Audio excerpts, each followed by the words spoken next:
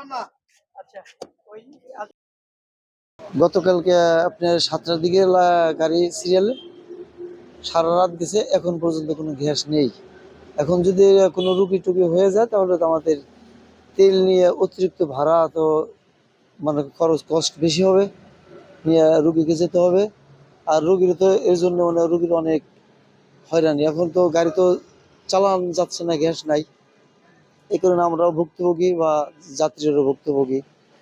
এই পাম্পে যে গাড়ি সবসময় মনে করেন সিরিয়াল থাকেই, গ্যাসটা ভালো ভালো বিদায়। এখন বিকল্প আসলে কোনো বিকল্প এখন তেল ছাড়া আর কোনো বিকল্প আমরা দেখতেছি না, কিংবা এলপিজি করা লাগবে আর কি। এর ভিতর তাছাড়া আর কোনো ইয়ে পাইতেছি না সরকারের থেকে, কিংবা পাম্প মালিক যারা আছে কর্মকর্তা তাদের সাথে কথাবার্তা বলছি, তারাও সঠিকভাবে বলতে পারতেছে না আসলে কি সমস্যা, কি কারণে, কবে থেকে গ্যাস দিবে কি দিবে না, ওরকম জিনিস তারাও বলতে পারতেছে না। লাইনে আসছি, কিন্তু আসার পরে দেখতেছি যে গ্যাস নাই। তাদের জিজ্ঞেস করলাম কর্তৃপক্ষের কাছে যে গ্যাসের কি অবস্থা। ওনারা বললো গ্যাস আমরা সকালে কিছুক্ষণ দিছি, কিন্তু এখন প্রেসার নাই, গ্যাস নাই লাইনে, এর জন্য আমরা বন্ধ রাখছি।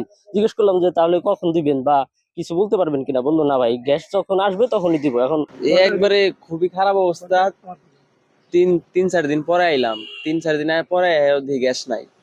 এখন কি করবো, সব জায়গায় প্রচুর সিরিয়াল।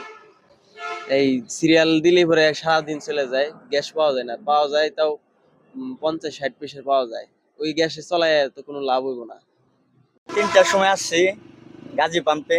আসার পরে সিরিয়ালে টানতে টানতে লজনের সামনে গেলাম, তারপরে মেশিন বন্ধ হয়ে গেল, গ্যাস পাইলাম না। ওখান থেকে আবার ধলাশরীতে আসলাম, এখানেও মেশিন বন্ধ, গ্যাস নাই। এখন বাসায় যেতে হইব। এখন তো 3 দিন যাবত গাড়ি বন্ধ। এইভাবে কিভাবে সংসার চলার কষ্ট আমাদের, গরিব মানুষ আমরা।